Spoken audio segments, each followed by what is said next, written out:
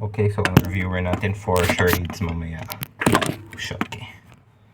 Okay, so kakayahan. Ganyan. Matapang. Like muscle. Then ang kakayahang okay, next is kakayahang pragmatic, which is parang sasalita kasi yun ng kakayahang pragmatic, diba? Next is verbal. Ay, hindi pa pala.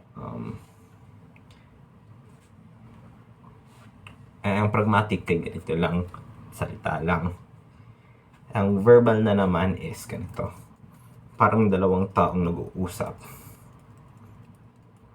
Like, yung kamay nyo, dalawang taong nag-uusap. And the verbal is parang ginazipper yung bunganga. Next is kinesika. Parang sayaw.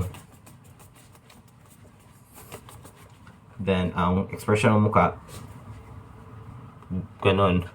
Ang sa mata naman, galaw ng mata. Like, pinapoint mo gamit yung dalawang mong mata, yung kamay mo. Then, next is vocalics. Parang microphone. Like, kumakanta ka. Binalang para like mas maintindihan. Next is next? Pandama o panghawak. Like any form paghawak, like dun lang sa kamay nyo. Then next is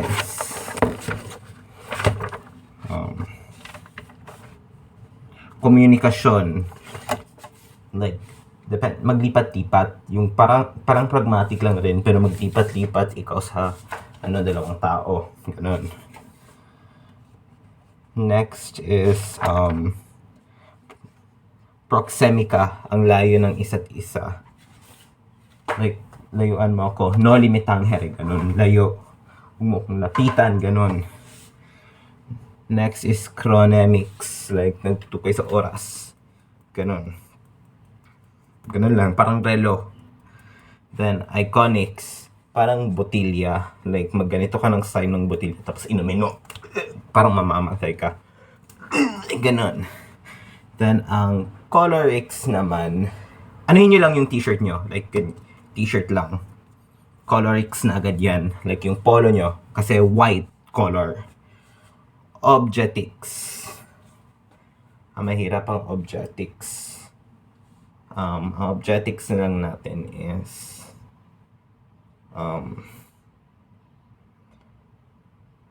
wait lang, wala pa. Olfactorics muna. Parang pahinga lang. Ang speech act theory naman natin is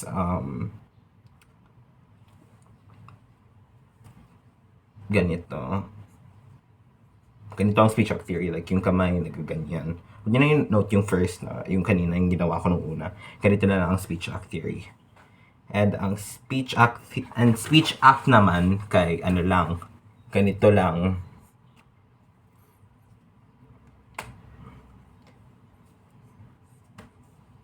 Ang speech naman ay ganito lang. Prokip lang sa bunganga.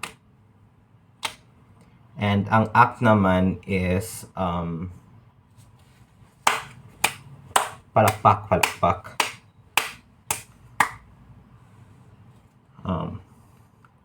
Locutionary act na naman is ang acto. So, ganito. Ganyan. Then, illocutionary act naman is parang yung sa Attack on Titan, Shinzo wo Sasage o ganun. Then, perlocutionary act is yung mismong epekto ng mismong payag. Ganito, parang nakaka-apekto siya sa'yo. O ganun. Like, parang nagwawala ka. Then, cooperative naman is like, parang nagsishake ng hands. Hindi yun katulad yung kanina na iba na pinakita ko.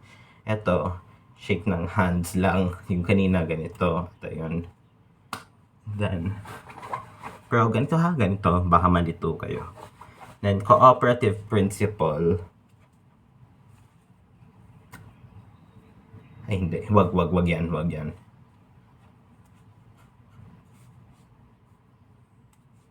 Parang shake ng hands sa cooperative principle.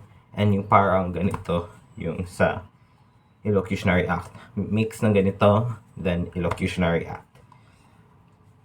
Ganyan, yun na ang sa cooperative principle. Then, ang kantidad is yung, like, dami. Like, ganyan.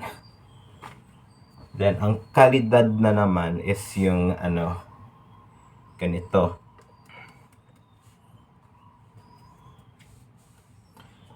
Then, ang relasyon na naman is, hindi siya katulad hug. Hindi ka siya katulad yung sa kantidad na dami. Pag prinsipyo naman, it's like, prinsipyo, parang magluhod kayo, luhod, like, luhod. Ganon, prinsipyo yan. Like, magganyan kayo. And sa objectics naman, sige, wait lang, may naisip na ako. Parang iganito nyo yung mata nyo. Like, parang telescope or glasses. Ganyan. Ganyan yung objectics. Kaya parang object. Binoculars. Telescope, glasses. Ganyan. Objectics na yan. Hindi yan ekspresyon ng mata ha. Objectics yan. Asan pa dito? Konteksto. Baka meron yun yung konteksto. Like, i-absorb mo knowledge. I-absorb nyo knowledge, konteksto. Then,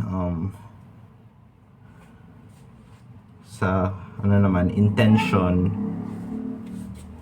ganito, parang pagpatay. Tapos, baka meron rin tong,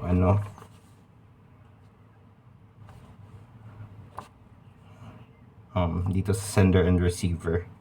So, sender, ganito. Tapos, yung receiver, ni-receive. Tapos, sa encoder, ganito. Tapos, decoder, ganito, baliktad. Tapos, si interpreter, ganyan, mix ng dalawa, ganon. Interpreter. Then, ang message, parang flying kiss. Yun lang.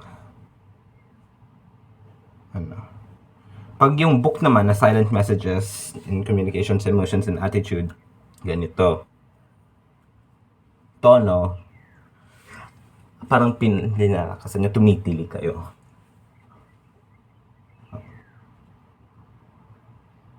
Kilos, parang naglalakad kayo, kilos yan.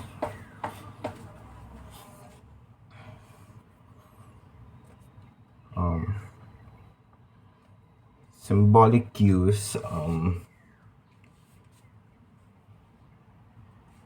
ganito, ganyan. Ganito, ganyan.